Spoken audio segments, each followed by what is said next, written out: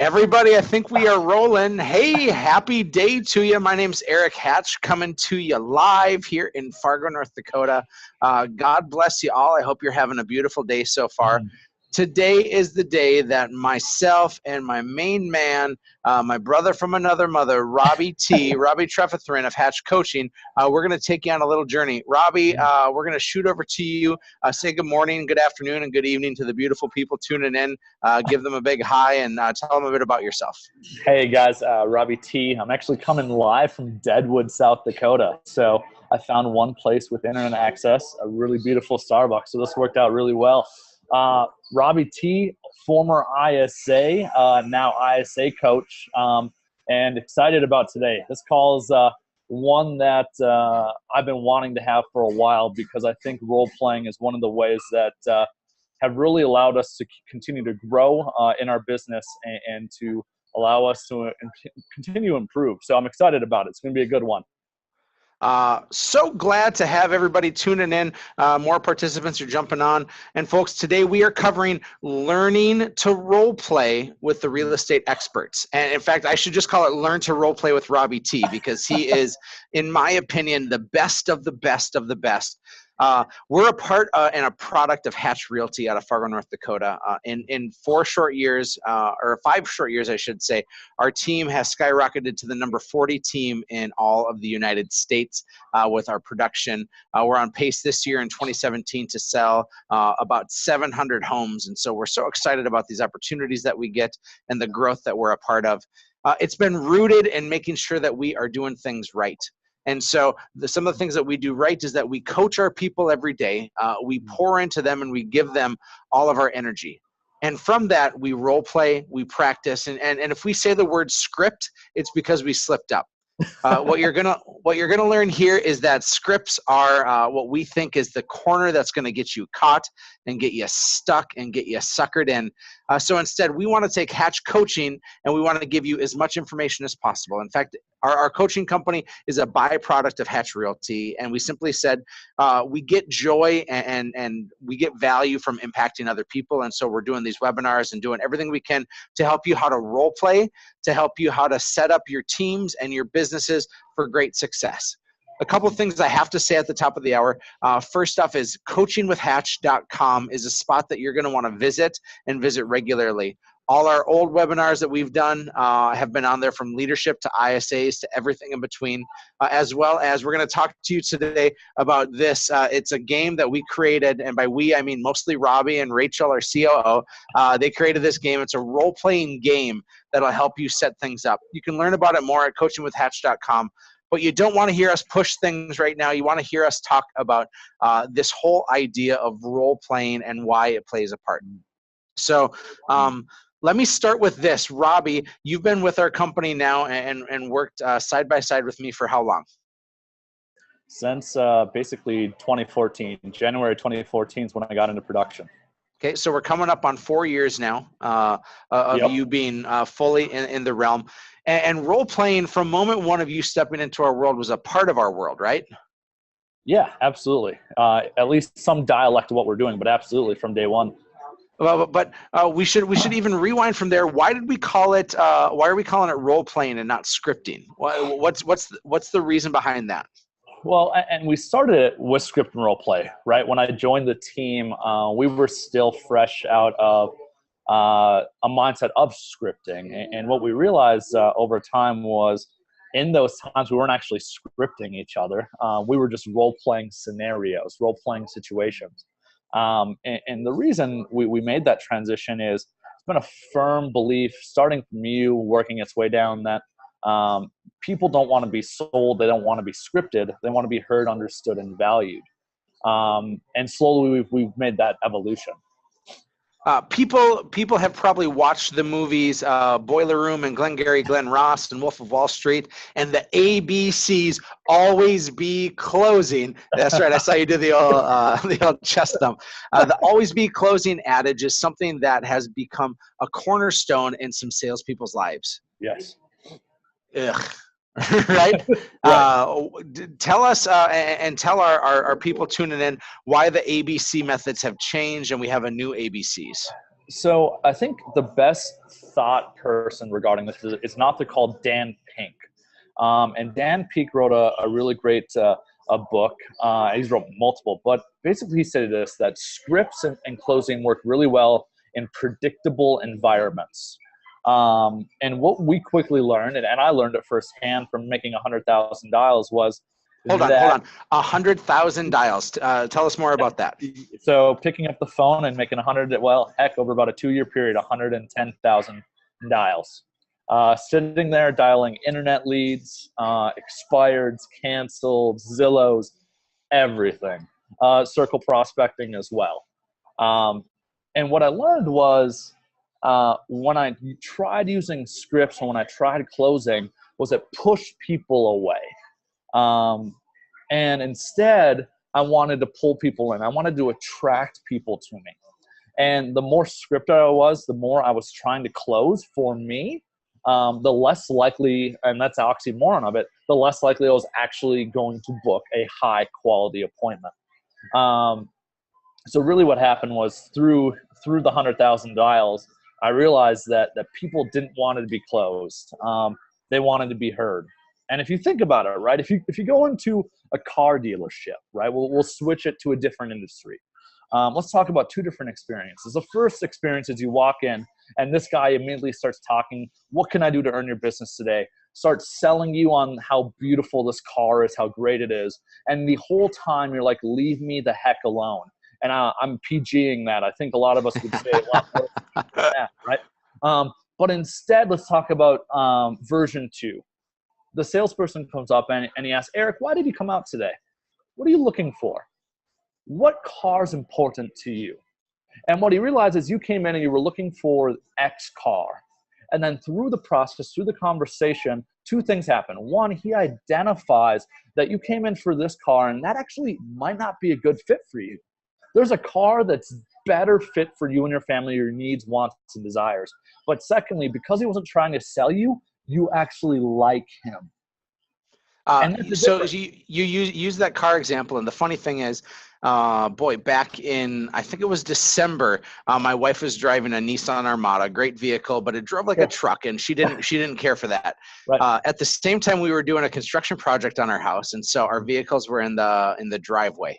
And from the construction project, outside, some field mice started running around, and they found a way into, Robbie, you remember this, they found a way into my wife's car.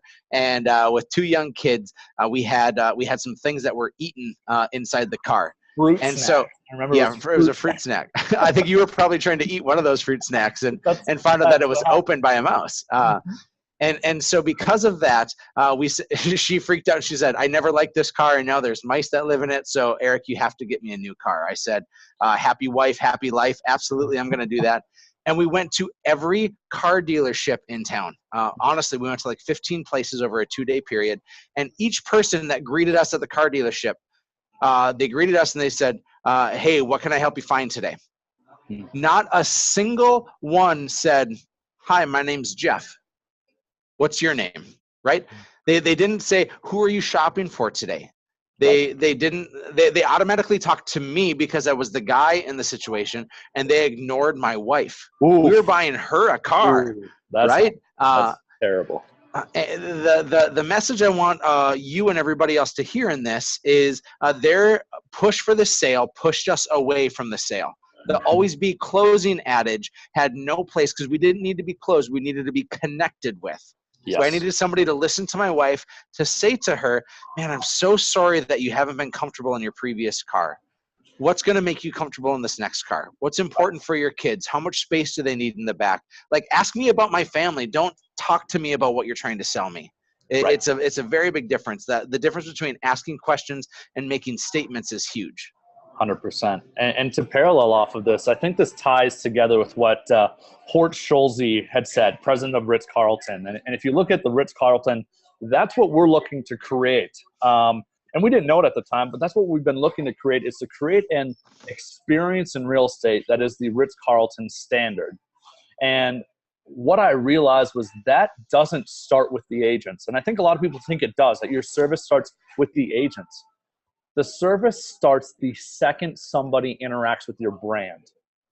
And what I'm honored and privileged about is that when people interact with our ISAs who represent us in that first step, or our front desk people, they're getting people that are questions oriented. They're curious.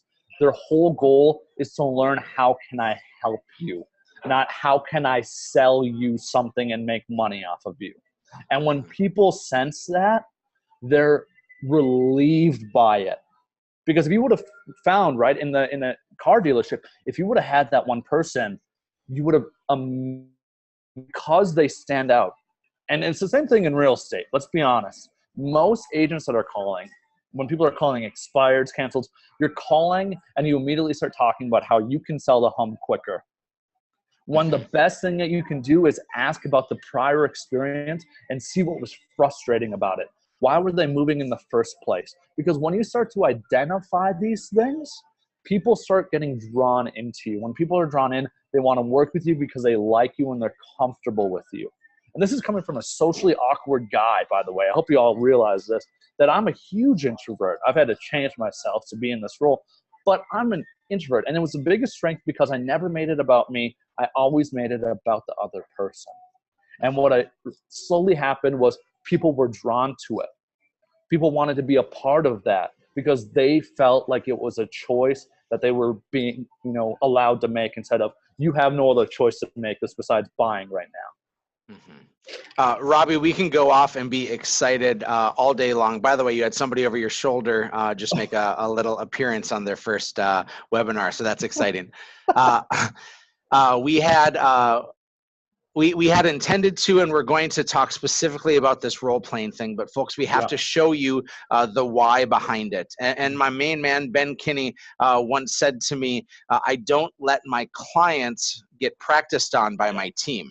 100%. I won't let my team practice. And for most of us, including my own company for years and years, is that we didn't ever role play and we didn't practice before we got into the game. The things that we're going to practice on, are the things we're going to show you today, is how to practice building relationships and how to practice getting into somebody's heart to understand how you can best help them. This isn't going to give you the best script on how to close someone. We're going to develop a roadmap that'll get you there, but this is all about practicing. And so let's now rewind back to 4 years ago with Hatch Realty, when Robbie started with us, and our team sat around a table. And it was a group of us. It was led by me at the time. Since it was led by Robbie, and now it's led by another one of our team members named Connor. And we've gone through this transition. But when we first sat, we had our buyer agents, our listing agents, our showing partners, and our ISAs all at that same table. Robbie, what did we do in that role-playing seminar? How long did we talk? How often did we talk? And what did we talk about?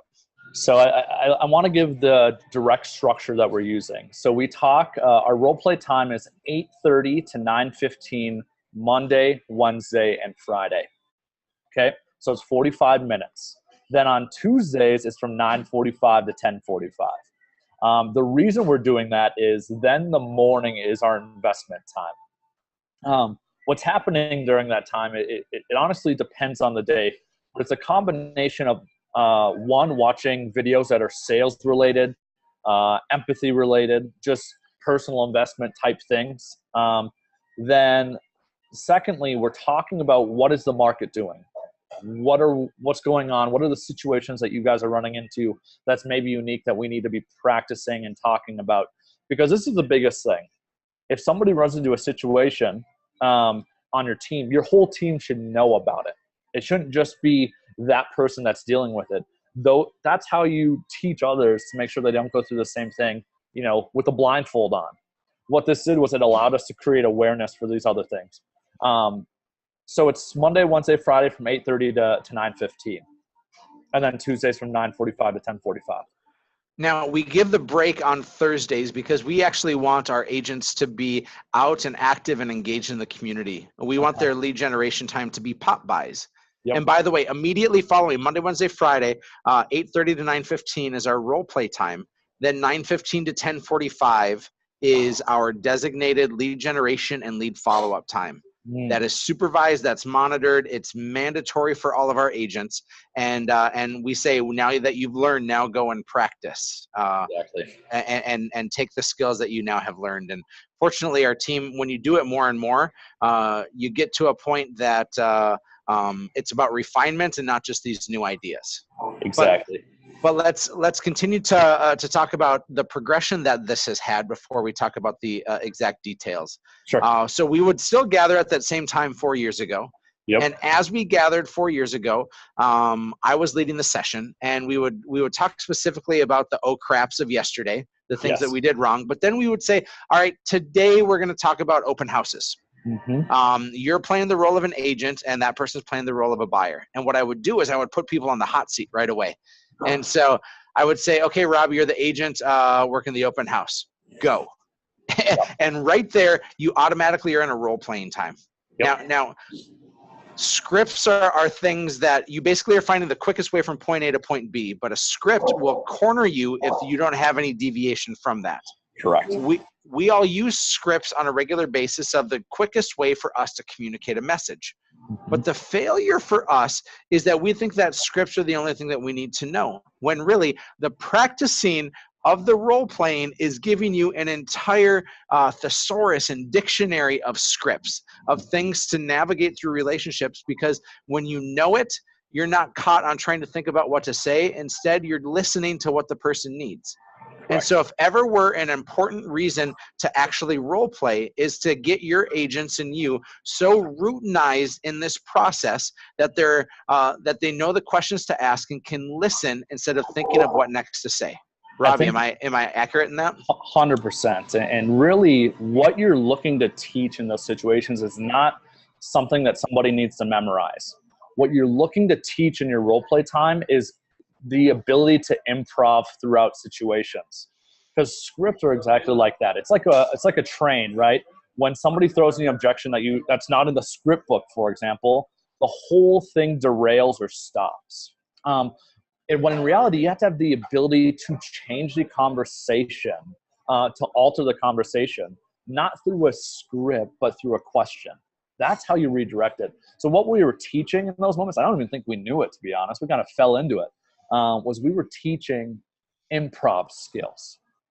You were throwing people into situations that maybe they hadn't been through, and you just had to work your way through it. Now, I want to talk about two things here real quick as well. Is one of the most important things about that room that I don't think we've ever even talked about is it was a safe place. Because a lot of people stunk that room up. They were terrible. They were horrible. Horrible. Yeah, you guys should say, if we had videos, it was terrible. But what was great was we created a place where we knew that we weren't judging one another. We created a safe place for you to try and fail. And actually, we probably encouraged failure. Because when people failed, we had a conversation of how do we get a little better? What's a different approach? How do we readjust that conversation? What questions should you be asking? So if you're going in there and you're thinking people are just going to be perfect, you're living in a fake world. That's not going to happen. Your whole goal should be to create an environment that's safe. Simon Sinek calls them circles of safety, that people can try, they can experiment. That's how you teach improv and you can innovate. Mm-hmm. It's thinking on your feet and developing the habits of knowing how to be resilient, right? Such a great thing. Sterling Donnelly just asked a question, and folks, if you're watching the live webinar, please ask us a bunch of questions. We want to tackle as much as possible. He said, do your agents all role play at the office, or do they have the option to do it on the phone? And great. In our community of Fargo, North Dakota, everybody's mandatory to be in the office at 8:30 until 11 a.m. every day.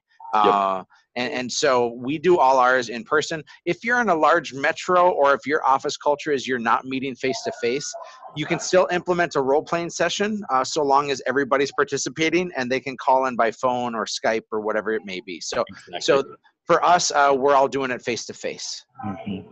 Go ahead. I was just going to say, so 4 years ago now, when we started doing this, Robbie was on the hot seat. And we said, Robbie, I'm a buyer walking in at an open house. Now, I'm developing where I'm going to go with this, and Robbie's developing where he's going to go with this. So you give him a few seconds to soak it in, because Robbie's not, if he's actually working an open house this weekend, he's not surprise all of a sudden at the open house, right? He gets a little bit of prep time to get ready for it. Yep. In fact, what happens is people come in with their own agendas, and it's hard to deviate from who you are. So I'm going to be playing the role of Eric Hatch, and tomorrow I'm playing the role of Derek Patch. Yeah. Right? It's just a small deviation from who it is. It's in fact why we came up with this connecting with people game. Look at the sales pitch here. How lame is that? But we came up with this where we literally have thousands of scenarios of different roles that people play, so you don't have to try to just deviate from Eric Hatch to Derek Patch all the time. Yeah. And so I'm walking. Go ahead, Robbie. I was just going to add a little to that. From all the role playing that we've done, if I ask somebody to role play something without a game like that, without some type of structure, without a given role, you play exactly that. You play Eric Hatch, you play an older version of Eric Hatch, and then you play Derek Patch, who's always a high D that's impossible to convert. Always. Never, ever, ever fails. And here's the biggest thing that I want you guys to understand about a role play time is it's not just throwing the most difficult things in the mix. That isn't beneficial when you're just trying to master the most difficult thing. What we did was we did a lot of basics, simple things, and then it was a game of mastery that then you worked your way through different scenarios. Because the fact is that we always, Derek Patch, the super high D that's impossible to convert, that's 1% to 3% of people. Why are you practicing that 100% of the time? And that's what we learned was when we created the game, we wanted to give people rules that were more variant. That way Eric was playing, Eric Olson, who's a nurse practitioner.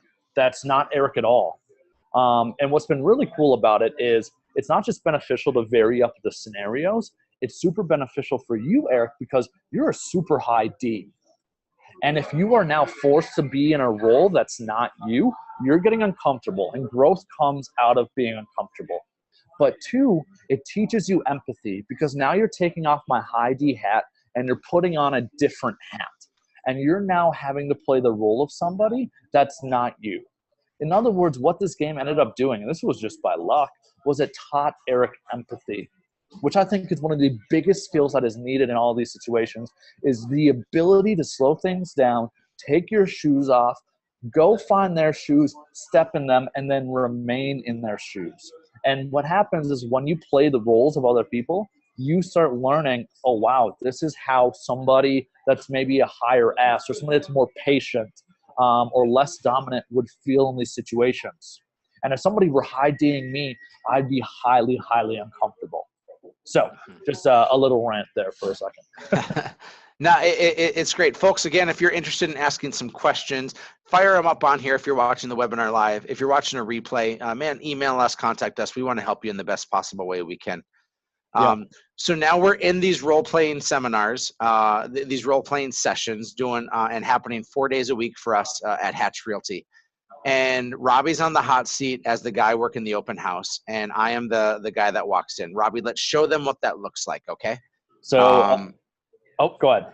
You cut off there for a second. So I'm walking into the door, and you're greeting me, and we'll take it from there. Because this is what we would do on a Monday, Tuesday, Wednesday, or Friday morning. We would give the scenario, and everybody else in the room is quietly watching, observing, judging, critiquing, and complimenting. They are our coaches as soon as we finish this, but they don't interrupt us while we're going. Sure, absolutely. All right, let's. So I'm walking in into 123 Main Street. Awesome. Hey, I'm Robbie. What's your name? I'm Eric. Hey, Eric. Robbie, what brought you out today? Just killing time today, looking at some open houses. Okay, awesome. You've been to a couple today, then? Yeah, man. Every Sunday for the last 9 years. Oh, wow. You've been looking for a while, then, it sounds like. Yes, sir. Yes, sir. Okay. Why are you looking? Are you thinking about buying a place, Eric, or what's going on? Yeah. I mean, if the right one comes along, I don't know if we're gonna jump today. I mean, we're just looking. Sure, absolutely. So why this house? How did you find this place? Well, my wife told me to come to it. Okay. I see she's not here. Did she just kind of send you on a mission, it looks like? Okay, I'm trying to just get some free time before the Vikings start at 3:00.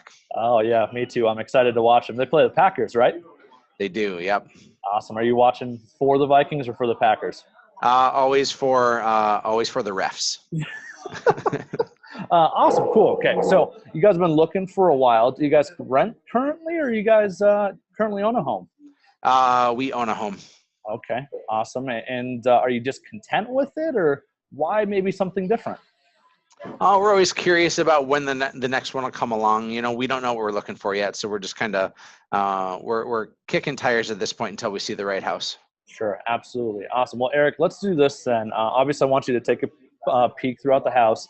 Maybe go walk around real quick, and then when you come back through, I want to ask you a few quick questions about what you liked about it, and maybe what you didn't like. Sure.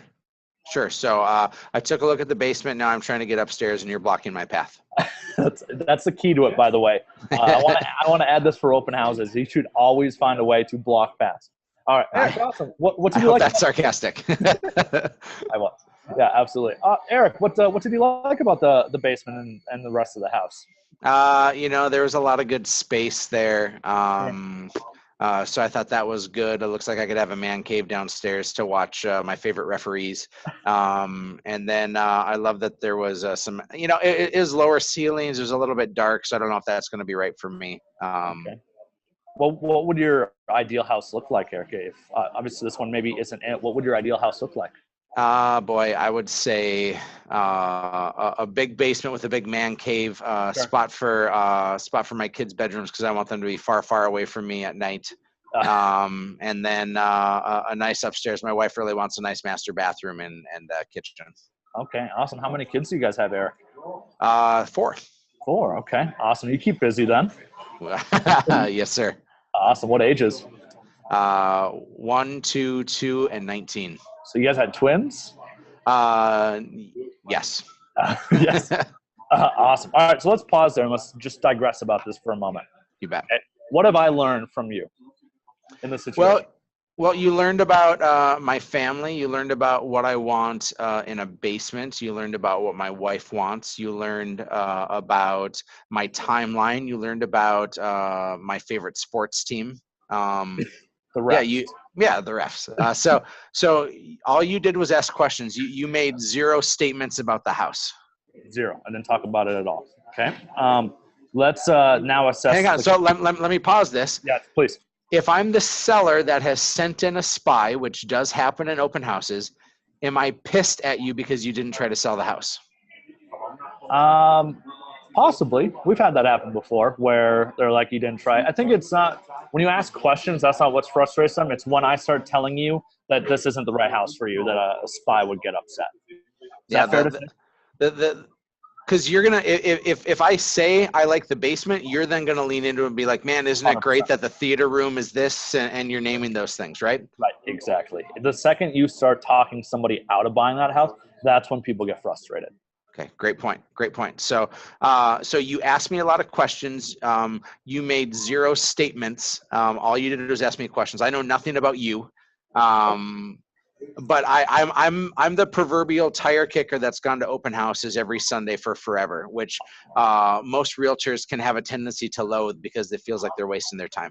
And that's what I was just going to say is what I've done is I've just been assessing the quality of the person that walked in the door. And now I like, Eric, I think you're a good guy. I might even follow up with you. But, dude, you're a 1 out of 10 on a scale of a hot lead in my mind, right? Yep. And I think that's where people go so wrong is you and I were talking there for about 90 seconds. And the fact is that the most valuable resource that all of us have is time. And if somebody else would have walked in the door, you sure as heck bet from the conversation we were having that I'd probably move on to the next person and let you go and then follow up. By the way, the one thing I forgot to do there was get you to sign in like we do at every open house, but that's because I haven't had an open house in years. So, right. Anyways, the big piece is a lot of people are trying to sell to somebody that is not going to buy. That's the other piece about having the curiosity mindset is you're trying to sell to somebody that has no interest in actually buying. And you're spending time with you when I could be spending somebody with the couple that comes in next that really loves the basement or the house or is actually looking to purchase a place. Mm-hmm. Mm-hmm. Well, I think the open house situation is one of those interesting ones, but Everybody in this world, in the real estate world, is revolving around ISAs and inside sales agents. If you Yes. don't have an ISA, you are the ISA. Understand that. You're the person that's taking a Zillow lead or a Realtor.com lead, or you're taking a pay-per-click lead or a Facebook lead. Anybody, then those are sometimes the toughest ones to convert. So I wanna go through that here. And in our role-playing scenarios, in our world, the only people that our agents work with at Hatch Realty is they're in charge of bringing in deals from their own sphere, and our ISAs are in charge of dealing with all the have-not mets. Correct. Right. And so we specifically break up into groups. When you're a large enough group, that's certainly something you should be doing, is your listing agent should be role playing with each other.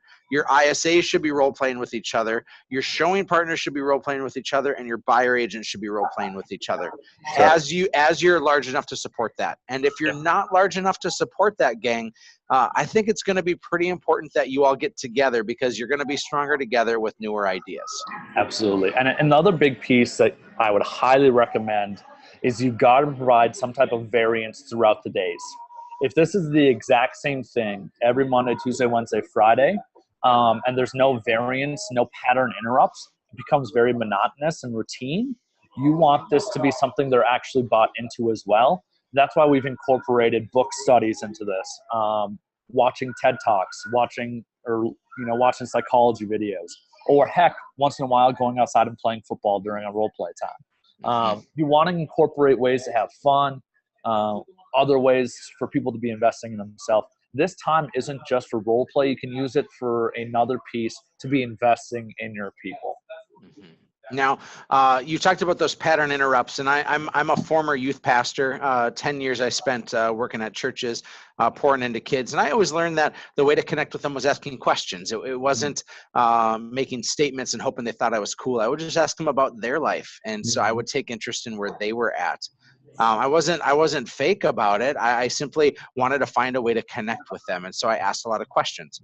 So something you can do when you need to deviate from a regular role playing, if it feels a little stale, is I'd encourage you to do the question game. And it works like this: is you go around in a circle. Let's say you have 5 people, and you go around in a circle, and every person has to ask the next person a question.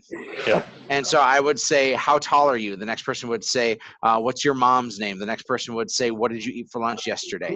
And you can get, and you practice just constantly thinking of questions. Now, when you get more specific with it, then make it real estate related, right? And so as your group is developing, then you're still playing the question game, and you're going back and forth. And so when somebody stumbles, they're eliminated. And so now you're down to 4 people, 3 people, 2 people, and then you can get more specific, and you can say, how long have you been looking for houses? Who all is going to be living with you? What kind of pet do you have? What do you do for a living? And you're asking them questions that we would really ask in the real estate world. But when you break up from the monotony, you then throw in funny questions, and you have to just change the rhythm, because this will get monotonous, folks. Doing role playing religiously and regularly will get monotonous. And so I want to challenge you to think creatively and cleverly on how you can deviate from the standard. So you go from large groups one day to small groups the next day to one-on-ones. One of the things that we skipped over, Robbie, is that after you and I did the open house scenario, the group for about 5 minutes is going to spend time critiquing you and saying, this is what you did well. This is where you needed to improve upon, because we have to catch it in the moment, right? If you have a dog that poops in the house and you come home and it's been 3 hours since the dog pooped, there's no way the dog is going to learn that lesson. 100%.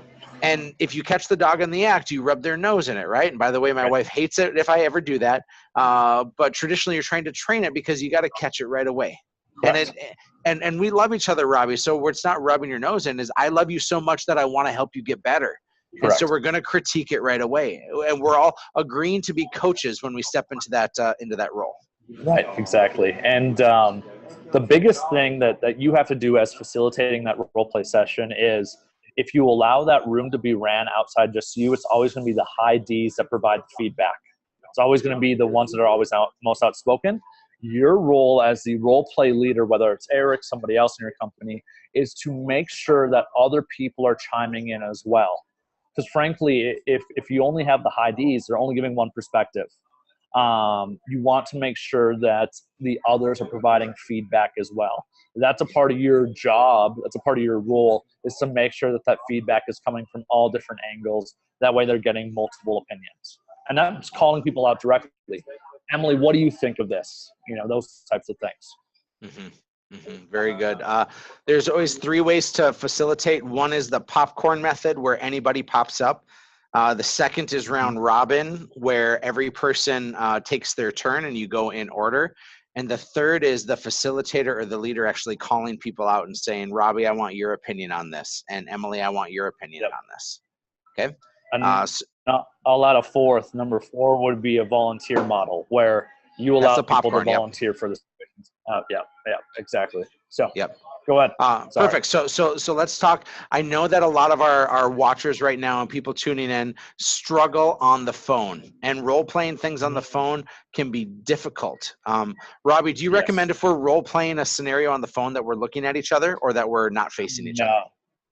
No, you want to make these scenarios as real as possible, whether it's you're doing it over the phone, whether you're doing an open house, or whatever you're doing. So for perspective, when we do open house scenarios, we literally have people go outside the door. We get the people lined up to come in a house, like an open house. The other person sets up like they're at an open house. They have the clipboard for people to sign in. Your goal is to take these role play sessions and make them as real as possible. Now on the phone, the other side of this is you would never be looking at me, right? That's not real. If you're doing it in a room, that's okay. Just make sure you're not looking at each other. The other big piece, the huge thing for anyone that's making a lead generation call over the phone, is I highly recommend, as that call is going, you're taking copious notes. Because if there's one thing I want to share with you guys today that will ruin a conversation, it's you asking a question that they've already answered. AK, you told me you work at Microsoft, and I asked, again, Eric, so where do you work? Instead of, awesome, so Eric, what do you do at Microsoft? Right? One shows that I was actually listening and interested, and one shows that I was multitasking and distracted. When you multitask and distract, what you're basically subconsciously telling that person is, I don't really care about you. So make sure you're making these as realistic as possible. Cut out distractions. When you're on the phone, whoever's playing the role of the agent, or the ISA, I should say, should be taking notes just like it's real life. And for love of everything, please don't look at each other, because that ain't real. Excellent point. I think one of the mistakes that we all make is, my guess is that people watching the webinar right now or watching the YouTube video are probably checking their phone and seeing 100%. If and not that this is like the most interesting stuff in the world, but we tend to allow other distractions to come in, and we miss some major gold. I'm not saying that Robbie and I are major gold, but I'm saying that your clients deserve more than what you're giving them over the phone. And that is, you don't check emails, and you don't check Facebook, and you don't respond to text messages and that sort of thing. Instead, you're fully present with the phone call, and you're taking notes, and then you're loading those notes into your CRM. This is not a Post-it note business, gang. If you choose to put something on a Post-it note, you may as well throw money out the door, because it's not going to live on forever, and you're going to mess it and lose it. And I've lost so much money from Post-it notes, man. Damn you, 3M, and your clever ways. So I actually want to get onto that for 1 second, because you're 100% right. When the ISAs do these role play scenarios, or when they're calling these leads, one of the biggest things I've seen from my coaching experience, plague organizations, is they have what I call information silos. aka what you're saying, I wrote down all these notes on a Post-it note and nobody else is seeing it. This is the whole purpose of a CRM, is make sure you're taking your notes, you're transcribing it, putting it in the CRM for everybody to see. That way when I go and meet with this person, I know exactly what they're motivated by. It shouldn't be a Post-it note. You have to centralize information. Information silos kill organizations, period. There's numerous studies that show it. Anyways, go ahead. So I want to get to talk about phone calls and have not mets over the phone, because you may be able to charm the pants off somebody if you're face to face with them, because that was maybe the wrong thing to say, but you at least give my message. Like you should be able to charm somebody and to win them over with eye contact and energy and intentionality. Your ability to instead sit back like you probably are on the phone, but rather the ability to lean in when you're face to face with somebody. That's it. Those are easy tells, right? And that's why you role play it out in the most literal situation you possibly can. But on the phone Correct. is different, and it's harder, and it's hard to not talk about real estate on the phone. If somebody signs up on your website to see 123 Main Street, it is really difficult to not talk about 123 Main Street. So Robbie, let's role play that. How about you? So I'm the client this time, and Okay. let's have you be. And you used to make these types of calls, right? Zillow or a property inquiry lead. For sure. So let's role play this so people understand what we're talking about. You give me a call. Ring, ring. Hello. Hey, is this Robbie? Yeah, this is Robbie. Who's this? Hey, Robbie, my name's Eric. I'm with Hatch Realty. I saw you just sign up on our website with an interest of looking at 123 Main Street. I'm wondering if you wanted to go see that property later today. Yeah, absolutely. Could I go maybe 7 o'clock tonight? Would that work well for you? Oh, man, that'd be great. Yeah, let me get all your information here, and we can set up a consult. Actually, what we want, Robbie, is we want you to come into our office first to do a consult so we can learn about you and make sure that we're going to help you get into the right house. And so let's meet at my office at 6, and then we'll see the house at 7. Why is that? I mean, you just said we could go view the house. I just want to see the house. That's really it. Oh yeah. Well, yeah, we'll see the house, but I need to get you into office first because we need to go over some paperwork because I want to protect you. Yeah, I'm not really interested in that. Can't you just show us the house tonight at around 7 o'clock? Yeah, I suppose I could. Yeah, I'll meet you over at the house at 7 o'clock.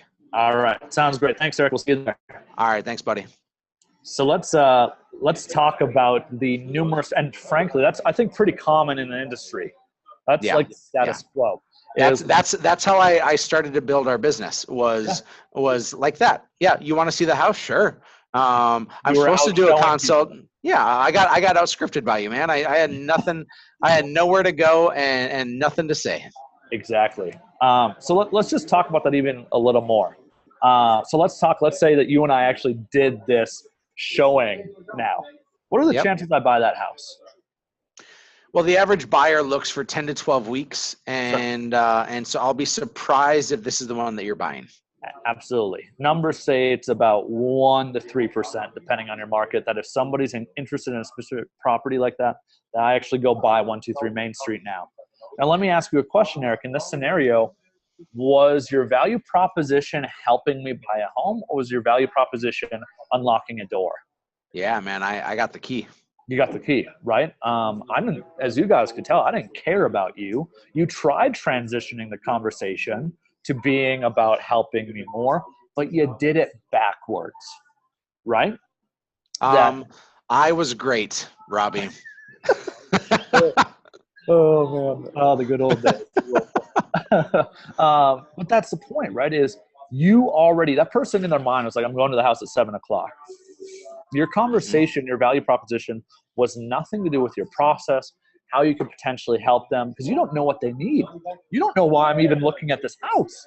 I could just be looking at it because I live down the street and I just want to see it. You literally have zero idea. You have no idea if this is going to be a waste of time. And this is where a lot of people struggle is ISAs will book these types of appointments in this industry.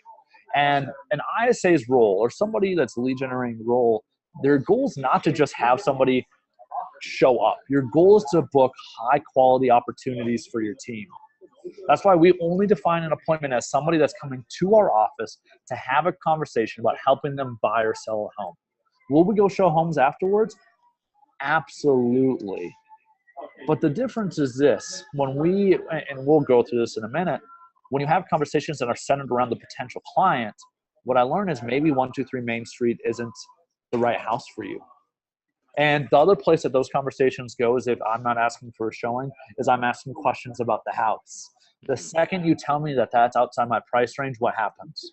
I'm done with you. Yeah. Gone, right? It's done. Because your value proposition is reading now from a piece of paper, reading from the internet, which I could go to Zillow.com or to Realtor.com, whatever, and I could do that.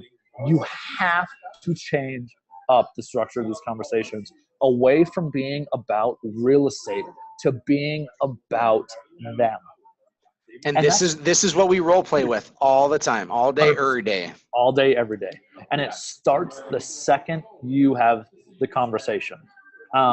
The fact was that you started by talking about 123 Main Street, and you pigeonholed yourself from being able to transition the conversation to something that is about me. Because you tried switching it, right? I hope everybody saw that. And I said, nah, because I'd already perceived you as being all about 123 Main Street. If we go back to the car salesman example, right? I've identified that I want to drive a Chevy Tahoe. That's what I want to test drive. And not until you sit in the back seat as the car salesman do you start asking me about my family, right? Yep. I now care about the car, and you're killing time. Yep. And you are kicking tires, literally and figuratively, saying, now I'm going to, I guess, find out about you. Instead, what would it have looked like in the car dealership if they asked me about my family and what was important to me, and asked my wife all the questions and didn't try to have me be the driver, literally or figuratively, in that? Or even ask, because I think really great conversations, they don't go A, B, C, D, E, F, G. They don't go, I'm talking about your motivation, your timeline. What it looks like is I'm asking you questions about your motivation. I'm asking you questions now about your family. And then I'm looking for opportunities where you bring it up in our little, and we can role play this in a moment. But your opportunity is not just talking about real estate or learning about real estate. It's the cracks that people leave open. Okay, I want to be near my work, right? I want to be in a neighborhood that's near my work. Oh, awesome. Where do you work, Eric? Mm-hmm. There are cues and clues. If you want something great to do with your role playing, simply start something, and there are times and moments to stop. Robbie and I were at a convention, and we watched somebody go through an ISA call, and we both looked at each other and we kind of grinned because we knew that they missed an opportunity. The guy had said my family in the phone example. And what the ISA or the agent, whomever it may be on that call, failed to do was to then ask questions about the family. If the second somebody says work, now you have permission to ask them about work. And yes, you have permission even without that. But these are the things you do in your role playing scenarios, and that's when you coach some people and some buddies. You go back to them instantaneously, and you say, "Okay, let's do this again. But now I want you to ask questions about family." Right. And it's not tell me about your family. It's not necessarily an open-ended question like that. It's oh, are you married? Awesome. What's your wife's name? Tell me about her. Do you have kids? What are their ages? What schools do they go to? And in those moments, what you're going to find is that their kid goes to the same school as your kid or something, and now you've made a connection and you've built a relationship and a foundation, and now you're talking about your kids, and they forgot you're talking about a house. Yes, 100%. The best thing you can do is to have anybody on the phone forget that you are a realtor trying to earn their business. Mic drop. Yeah. No, I don't have. This is an expensive headset. I'm not going to drop it. So let's show what this looks like correctly. And I'm going to have you. I'm going to be the client, and you're going to be the ISA because you're way better at this than I am. Sure. Jackie Stephen just asked the question though. What about leaving a message, Robbie? Sure. Do you role play leaving a message, and do you actually leave a message when you call somebody? Yeah. So I only when it comes to chasing leads, I kind of separate leads in my mind into two different pieces. Ones that are property inquiry type leads, and then those people that are just looking at a few houses and were forced to sign up on your website. What you really have to balance is efficiency versus effectiveness. Think about this, Eric. If you came to the website and you were interested in 123 Main Street, if I called and left a voicemail, hey, Eric, Robbie here with Hatch Realty. I just wanted to give you a quick call. Saw that you were interested in 123 Main Street. Give me a call back or shoot me a text when you get a chance. Would love to talk to you about that property. Okay, you're probably going to text me back or call me back. Now let's go with a PPC lead, a generic Google or Bing lead. If we know each other, I'm going to text you back. But if I don't, dude, screw you. I have no idea who you are. Right, exactly. And the even worse one, I don't think voicemails are that powerful is the biggest thing, especially if it's a Google or a Bing lead that was just looking at random houses. Because if I called like this, hey, Eric, saw that you were looking at homes on our website, wanted to see how I could help you out. You're never going to call back to that.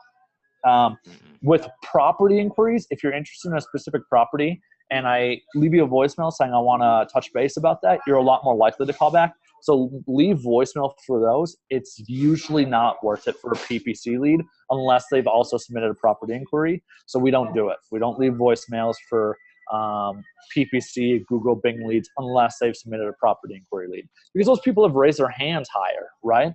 A lot of people go and look at a few homes because they were killing time, whatever it may be. If somebody's interested in a specific property, they're a lot more likely to be a buyer. So you got to allocate your time because voicemails can be time consuming when you take into account the compound effect of a minute 1,000 times, or in my case, 100,000 dials. So, but yeah, so let's role play this. So let's say you're, let's go with the Zillow lead.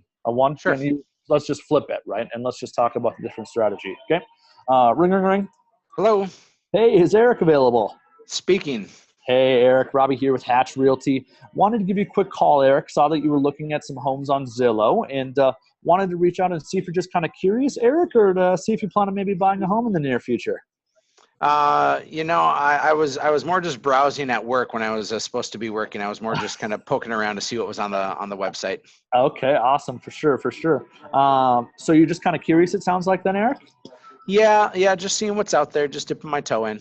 Absolutely. What kind of has you interested about real estate? Are you thinking about buying maybe in the future, or what are you thinking? Yeah, I think so. I've lived at my house for 10 years now, and Wow. we have some growing pains. So just thinking of getting something new.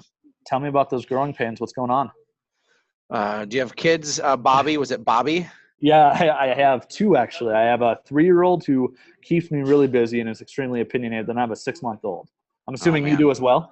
I have 7 kids. Whoa! Are they all biological, or did you guys adopt a few? That's a weird question. Yeah, they're all ours. Yeah. Okay, awesome. So they're keeping you busy. Are you looking to get a bigger house then? Yeah, we're in a 2-bedroom right now, and so we're thinking that maybe a 3-bedroom would be better. Okay, awesome. So in a 3-bedroom, and you guys have been in that house, you said, for 10 years? Yes, sir. Okay, and 7 kids. What kind of age ranges are they all in? 10 and under. 10 and under. Wow. Okay. Yeah, you are super busy. So where are you looking to buy a place potentially, Eric? Well, I probably want to stay around my office, so we need to be on the north side of town. Okay. Where do you work then, Eric? What office do you work at? Well, I'm a manager at a local retail store. Oh, okay. Which one? It's called Family Dollar. Oh, for sure. Okay. Awesome. How long you been over at Family Dollar? 8 years. Awesome. So can we pause for a moment just to digress Totally. about this? Yep. So this is an interesting thing is I've learned more about you probably in a lot of people's calls. They don't learn any of this till they're in the console. But you tried not talking at first, right? Is that fair to say? Mm-hmm. You tried saying, and I hope you guys realized what I did there was you tried basically saying you were just curious. And I literally asked you the same question twice, but in a little different words. And here's the thing. I only give up on a call once I get rejected essentially 3 times or until I get a very specific rejection. When somebody says they're just curious, this is where I see a lot of people go wrong, is they chop that down and then they say this, awesome, sounds great. If you need anything, give me a call. Don't even waste your breath. You're wasting your time. You're wasting their time because they're not going to call you. You're some random person that called and you've already been forgotten. Instead, now I'm learning about you. By the way, I know you had joked that you said you had 7 biological kids. That's rare these days. Mm-hmm. And I would critique it here to not ask the question, are some adopted? Not be specific. I was trying to throw in weird things there to try to throw you for a loop because you're a machine with this. But it's nice that I can critique Robbie in a thing and to say, asking a question like that devalues your kids in some sort of way if they are adopted, and there's nothing more valuable than giving somebody a second chance at life. So absolutely. So in that situation, I hope folks you heard Robbie's ability to continue to ask questions even when I tried to shut him down and when I'm not interested. And the thing you did that's the most valuable, Robbie, is I said I'm just curious, which most people give up. And you're exactly right. They just go for the well, I guess situation. Like, I guess this person will call me back, and then we chalk it down as an A or B buyer. Like, they said they were going to call me back, so now it's an A or B buyer. And Right. realistically, it's not. That's a lost lead. And Right. so as we role play, as we practice, it's not just talking about the first contacts with people, but it's the second contacts and the 20-second contacts. Because until you get that person face to face, you haven't role played well enough. And until and then you have a new type of role playing, and that is how to handle your face-to-face conversations. It's your consults. It's going through showings. Is how do you get somebody who's a looky-loo out of a house in half the time? Right. So there are 1,000 situations, in fact, thousands and thousands, and we gave you most of them here with this Connecting with People game. I'm not trying to sell it to you. I'm just simply trying to show you that this has changed our creative thinking. And it's given us more empathy. It's given us more structure. It gives us a game plan. So there are 3 things. The first thing is we give a scenario, and we have dozens of these scenario cards. This one is open house, right? Very easy scenario. Then we give you a personality, because the dominant people and the team players and the detailed people and the social people all act differently. And so this person is logical and dominant and confident, right? And so that's the role that the person's playing. And then we give you role details, right? Occupation, recreation, family, pets, transaction type, buy criteria, sell criteria. I mean, we go on and on. If you do one of these a day, you literally will have over 10 years of material to work with. And so we love that we're doing this. You can learn more about it or purchase it for yourself at coachingwithhatch.com. And I'd be remiss not to invite the people watching right now to come to Fargo 2 weeks from today. We are doing a coaching summit. It's about expanding your thoughts and growing your capacity, helping you to become better leaders and better with your team and systems. We're going to have about 100 people in Fargo. It's going to be completely kick butt. We have to thank Viral Marketing. They do such great work for us, and they're the ones hosting today's webinar. So thank you to the good people at Viral. That's VYRAL. So thank you for that. And Robbie, for the gifts that you've given us. By all means, man, you are the best in the business when it comes to this sort of stuff. So I'm so thankful to have you in my life. Absolutely. Thanks for giving me the opportunity to do all this. This is fun. I love it. It's always fun. That was called a bromant, everybody. It's a moment with bros, a bromant. I would come hug you, but I'm thousands of miles away. Hey, if we can help you out in any way, go to coachingwithhatch.com. If you have questions about this, check it out. But otherwise, I hope you have a fantastic day, and God bless you all.